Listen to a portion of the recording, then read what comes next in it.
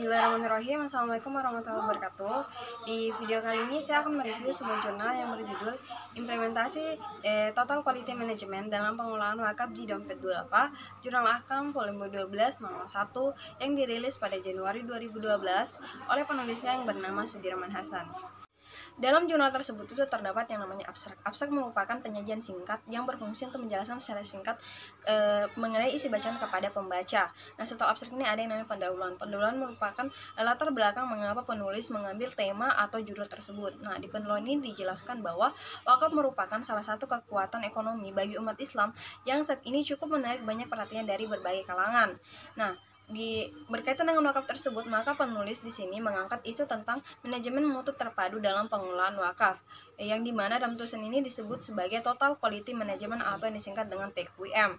Nah, Total Quality Management ini merupakan salah satu terobosan manajemen yang dilakukan oleh perusahaan besar seperti Xerox, IBM Charter, dan Motorola dalam rangka untuk meningkatkan kualitas produk yang pada moralnya juga dapat memuaskan konsumen. Pada perkembangannya, Total Quality Management ini tidak hanya diadopsi oleh lembaga-lembaga yang berorientasi pada keuntungan material, akan tetapi juga diadopsi oleh lembaga-lembaga yang berbasis non-profit. Nah, di Indonesia sendiri, Dompet Duafa itu dapat dikatakan sebagai representasi lembaga filantropi yang maju, yang dimana lembaga tersebut pada 10 Januari itu mendapatkan sertifikasi Sistem Manajemen Mutu ISO 9001-2 2008. Dompet Duafa juga dapat dikatakan sebagai lembaga yang representatif untuk menggambarkan pengelolaan wakaf dengan model pengelolaan yang berorientasi pada kepuasan pelanggan, yang merupakan inti dari Total Quality Management.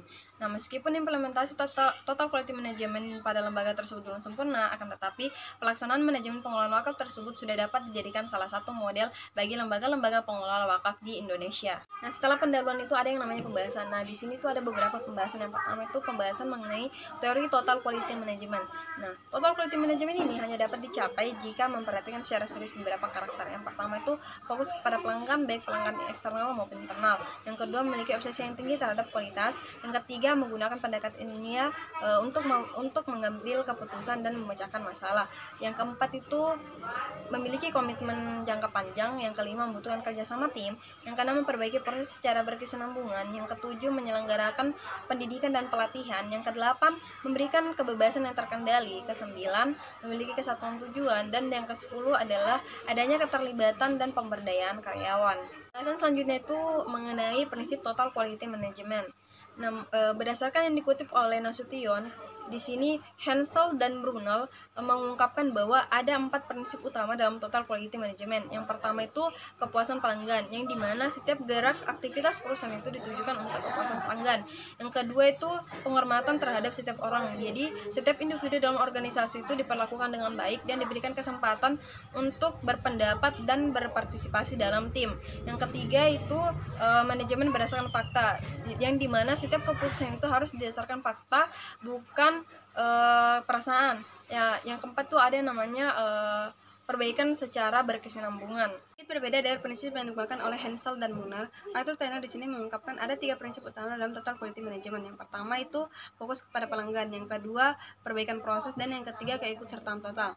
Nah, prinsip yang digunakan oleh Arthur Tanner ini dijadikan sebagai alat analisis untuk melihat implementasi Total Quality Management di Dompet Duafa yang akan dibahas pada pembahasan inti. Pembahasan selanjutnya yaitu wakaf di Dompet Duafa. Dompet Duafa merupakan salah satu lembaga amil zakat nasional yang telah mendapatkan izin resmi dari pemerintah dengan SK Menteri Agama nomor 439 tahun 2001 dan salah satu lembaga yang telah mendapat pengakuan internasional melalui ISO 9001-2 2008. Nah, terkait dengan penelitian ini, Dompet Duafa memiliki lembaga khusus pengelola wakaf yang diberi nama Tabung Wakaf Indonesia atau yang disingkat dengan TWI, yang telah berhasil menampung dana dan menyalurkan dana umat melalui sektor wakaf.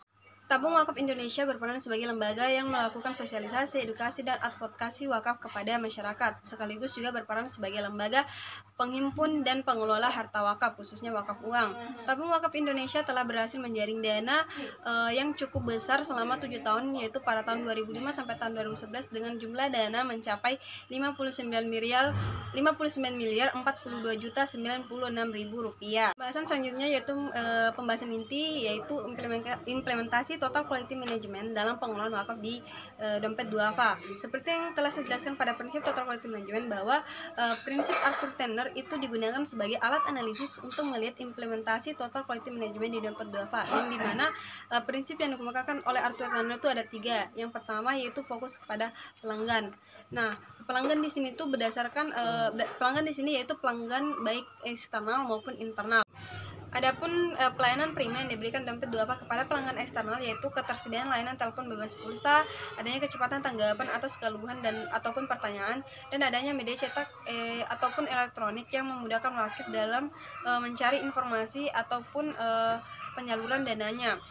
Dan ada juga 3 pelayanan berkualitas yang diberikan dompet duafa kepada para wakif, yaitu memberikan sertifikat wakif kepada yang telah memenuhi persyaratan, mengikuti pengajian wakif, dan silaturahmi ke rumah wakif.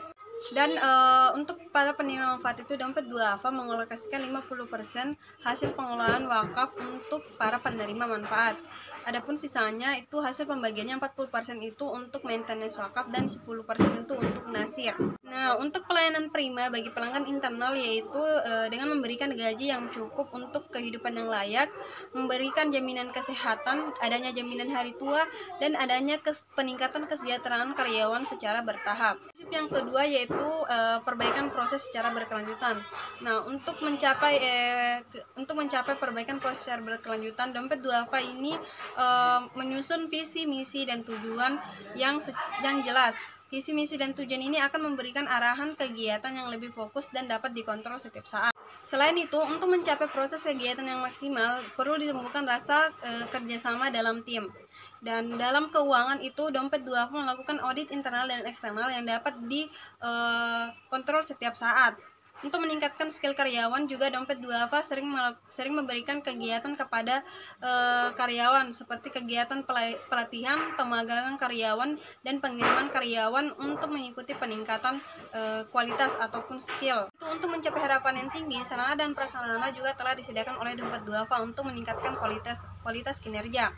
Dompet duafa juga berusaha untuk mengimplementasikan manajemen yang demokratis dengan mengutamakan musyawarah dalam pengambilan keputusan. Prinsip yang terakhir atau prinsip yang ketiga yaitu adanya keterlibatan total. Nah, prinsip ini akan tercapai apabila seluruh komponen yang ada di dompet duafa, baik pimpinan maupun karyawan, berusaha untuk menyatukan visi dan misi dari setiap lembaga.